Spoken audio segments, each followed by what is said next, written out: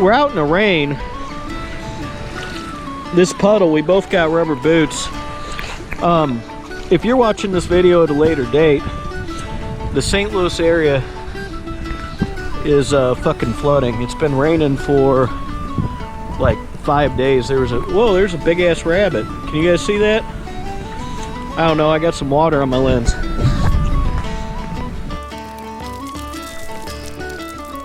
So guys, this building was designed in 1909 by prominent St. Louis architect George D. Barnett. This building will not be here much longer. It's the Mullanphy Tenement building. The Mullin-Fee family was an Irish family in St. Louis that had built wealth in St. Louis and also Baltimore, Maryland.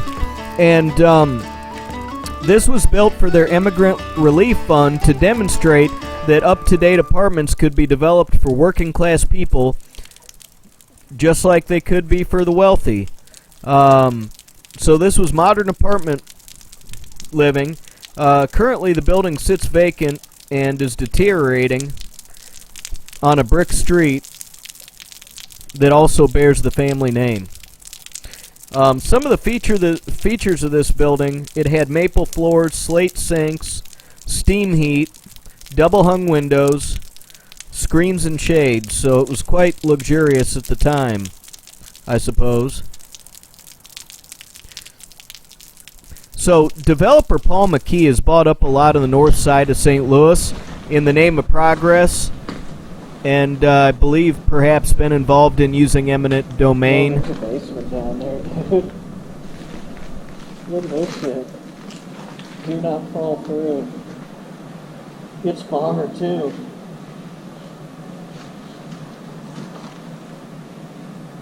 Oh my god, dude, you would get so fucking hurt. How'd you do that?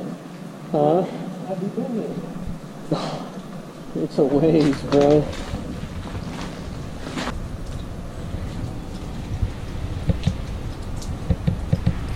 Now there's a developer, I just mentioned, Paul McKee. Look him up. He's very controversial. He's great at buying up historic old places and letting them, rot and sit in decay and crumble, and then he tears them down and sells the property at some point to make a profit. But he's really kind of a scourge on cultural heritage and history in the city of St. Louis, though.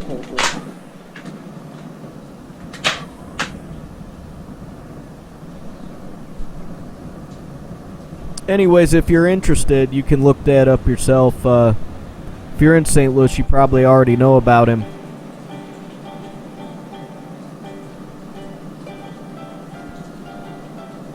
I believe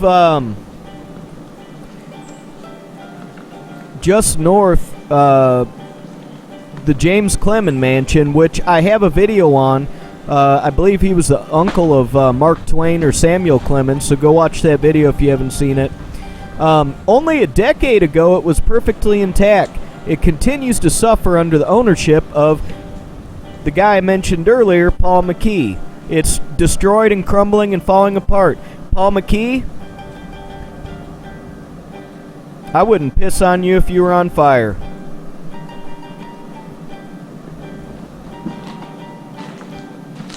Interestingly, though, Clemens' wife, Elizabeth, so I'm going to tie this into an earlier video, his wife was a member of the Mullanphy family that built this building for immigrant relief. The Mullanphy family was a wealthy Irish-American family in St. Louis and was founded by her father, John. In fact, the land on which the Kerry patch, which was an area where Irish immigrants lived in St. Louis,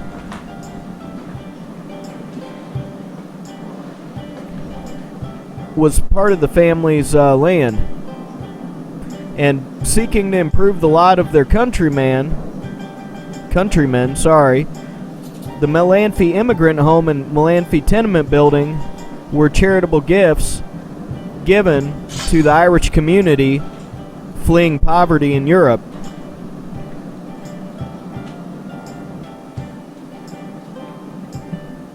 So there was an area in St. Louis with Irish immigrants called Kerry Patch, inhabited obviously by Irish immigrants. They built cheap one-room shacks housing at least one family each. The Irish occupied these under squatters' rights and had no title to the land on which they were built. However, the tract was owned by a sympathetic family, obviously the Mullin-Fee family, and the amiable and aggressive Irishmen became police and firemen and became involved in politics, producing some well-known lawyers, doctors, editors, and government figures. The patch has been completely obliterated by public housing, which displaced brick slums that were occupied by African Americans since about the 1930s. A fashionable section during the late 19th century was the St. Louis Place neighborhood and the streets west of it.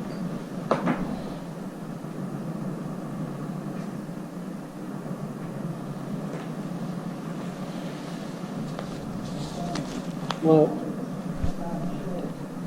shit. Okay.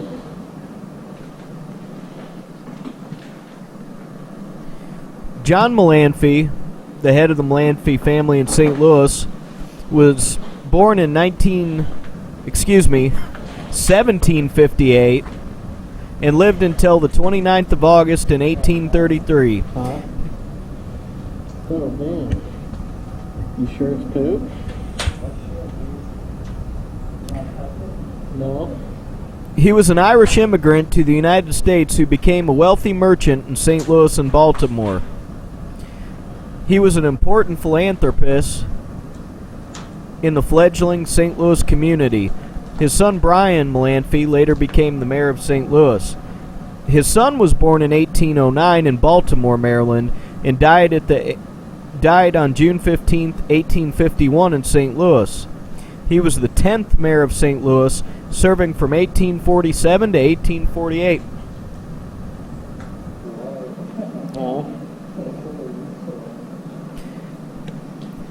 Again, he was born in Baltimore in 1809, and the family moved to St. Louis in 1819. His early education took place in England and France.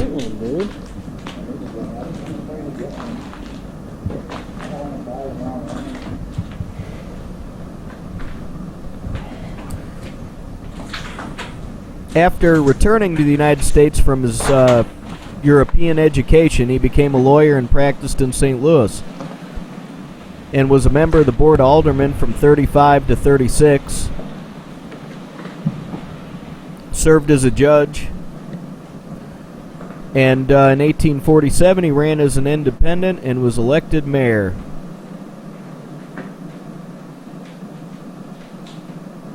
And he's remembered probably more for his charitable work than his political work.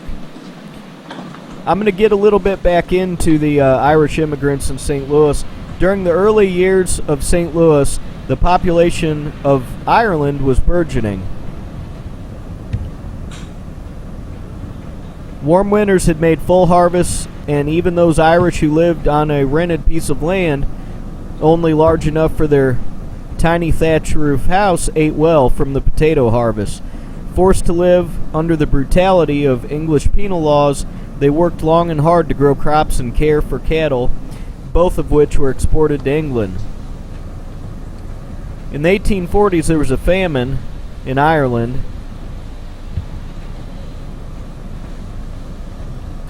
but it actually really wasn't a famine. It was more of a fungus that killed their potatoes while they were still in the ground, not only depriving the Irish of an immediate food source. Of course it is. This is from the 60s.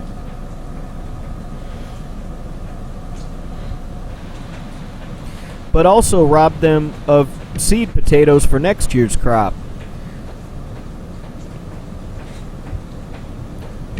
Ship's cargo records indicate that during the famine there was a lot of food in Ireland, but it was exported to England or sold to other countries by absent English landowners who considered their Irish land an investment. I'm gonna call him because it's fucking up, dude.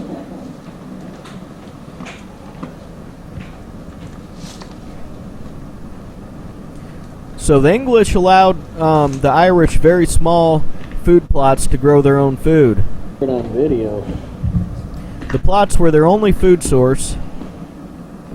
Because potatoes were so hardy and grew plentiful in a small area, the Irish grew mostly potatoes in their assigned plots.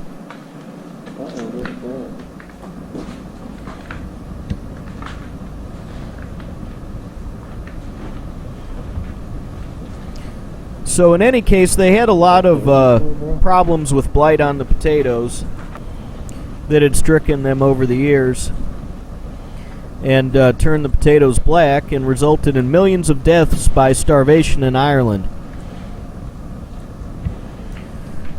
And to make matters worse, the English were actively trying to remove the Irish from Ireland entirely. And when they couldn't pay rents, they were evicted and their homes were burned to the ground so that they couldn't return. Some kind English landowners gave donations so that the impoverished Irish could get the price of passage out of Ireland, but most were left to their own devices. Now, the passage, I believe, would have been to the United States, obviously. That's where we're going with this. And naturally, crime among the starving Irish was rampant. Any Irish person that was found guilty of a crime was being separated from their family and forcibly transported out of Ireland. But, like I said, the quote-unquote crimes were related to starvation and poverty. It kind of forced into it.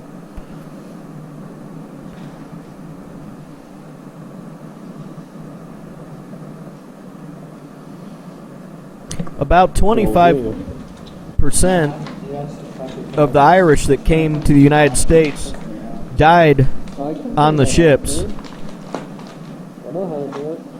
Well, I couldn't figure it out. Oh, just hand it to me. I'll do it real fast. Kerry County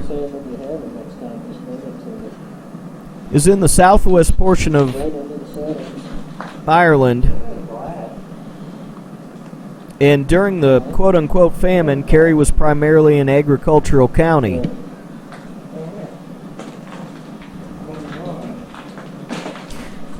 The Irish of the 1840s had never lived in freedom in their homeland. They had lived in a land where they had been forbidden to speak their native tongue and to own land, to educate their children, and openly practice their religion since the 1600s. Did you get a picture of that? So those who had survived the deprivation in Ireland and lived to step off steamboats at the St. Louis Landing were a hardy, determined, but unprepared group of people. Because they had already begun describing their Irish homes as a patch of land, and because so many Irish in St. Louis came from Kerry, their first homes were called the Kerry Patch. St. Patrick's Church was where the Kerry Patch began in the mid-1800s. St. Patrick's was located at 6th and Biddle from 1844 to 1975. The original church was torn down in 1973. In 81, a new St. Patrick's was built and is located on North 7th Street. As the number of Irish flooding in St. Louis grew, they overwhelmed the city's ability to house them. In 1850, 43% of the population of St. Louis was Irish. Many were living in the streets. Luckily, John Mullanphy donated a large tract of land for the Irish to settle. It was located north of Carr Square and extended to 9th Street, west between Morgan and Franklin Avenues. The heart of the Kerry Patch was near 18th and O'Fallon Streets. But as Irish population spread north and west, all of it was called Kerry Patch. The Irish built clapboard houses, small frame homes that often were home to more than one family. The houses were built at or near the sidewalk line. During floods, many of the homes filled with mud from the streets. These were the St. Louis shanty Irish. Life in the patch was hard because the homes were built close together, and because of the large number of people who lived there, the neighborhood deteriorated. The residents had a reputation for drinking, fighting, and arguing over politics and religion. After the Civil War, the patch degenerated quickly into an Irish slum. To say that it had become violent and dangerous was an understatement. Gangs formed in the patch, and as late as 1878, a city guidebook claimed the chief amusements of Kerry patchers consists of punching out each other's eyes. In the early 1900s, when clay mines opened, many of the Irish left the patch to settle around the streets of Hampton and Manchester, known as Dogtown today. The heart of the patch was always the Catholic churches, St. Patrick, St. Michael the Archangel, and St. Bridget of Arran on the near north side, St. John the Apostle, St. Malachi, and St. Kevin on the near south side. Also St. Alphonsus, the Rock Church, were the backbone of the Catholic community in Kerry Patch. In the late 1800s, St. Louis withstood cholera epidemics that killed almost 10% of the population. The tornado of 1896, smallpox epidemics, and rampant political corruption. The patch was badly damaged by the tornado, mostly because of the poorly constructed homes. The tornado struck hardest outside the patch, but many Irish in the patch died or were left homeless by it. In the early 1900s, St. Louis was a thriving metropolis, the fourth largest city in the U.S. In 1900, the population of St. Louis was 575,000. The population in the year of 2000 was only 348,000. Politics, poverty, and prohibition combined to create a very lethal atmosphere in the patch. Many shanties had been replaced with tenement housing, boarding houses, and Irish families tended to live in compact single rooms located in boarding houses that carried the names of famous battles in Ireland as well as in the U.S. Civil War. One of the boarding houses that carried the names of famous battles in Ireland as well as the U.S. Civil War. The tenement home, was called Vinegar Hill after the famous Irish battle. Families tended to move often to avoid paying rent when no rent money was available. They didn't have much in the way of possessions. Moving was an easy option and was often just done to get a better view or because food in a different boarding house was better.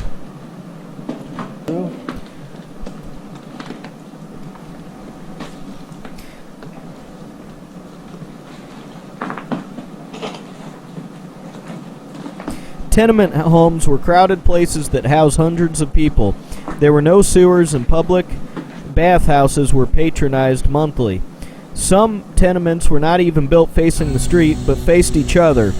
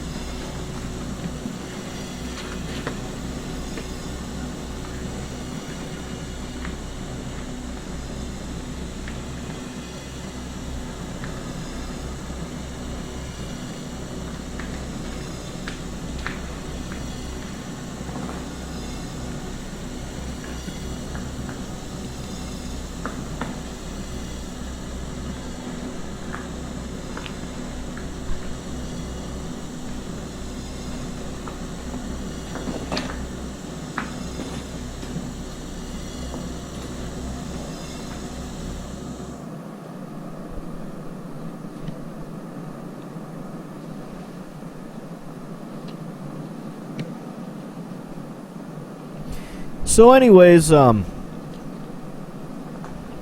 non-Irish people by the 1920s were even fearful of going into the patch for fear of their lives, but the residents were fiercely loyal to each other. In the patch, a politician seeking political office could often find a group of men willing to act as a bodyguard to anyone who would vote for him, as well as some of who didn't plan to vote at all, frankly. There were also ruffians who were paid to see that those who weren't going to vote for the paying candidate never made it to the polls. The Irish had learned to survive in Ireland by forming secret societies, much like gangs of today.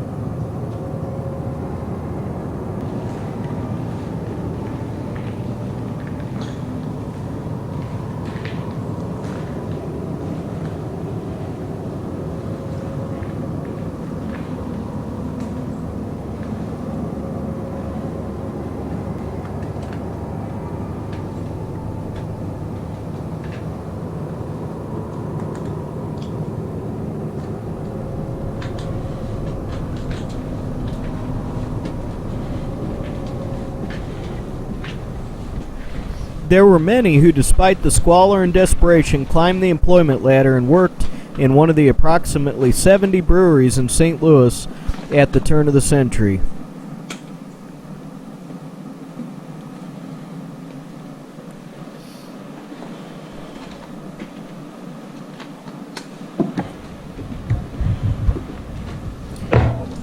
Obviously, Prohibition caused a problem after that. I hope you enjoyed the brief history that I gave. If you're interested, there's tons of fascinating history about the Irish in St. Louis. Go do a little research and look online. Thanks for watching, guys. Hope you enjoyed this video.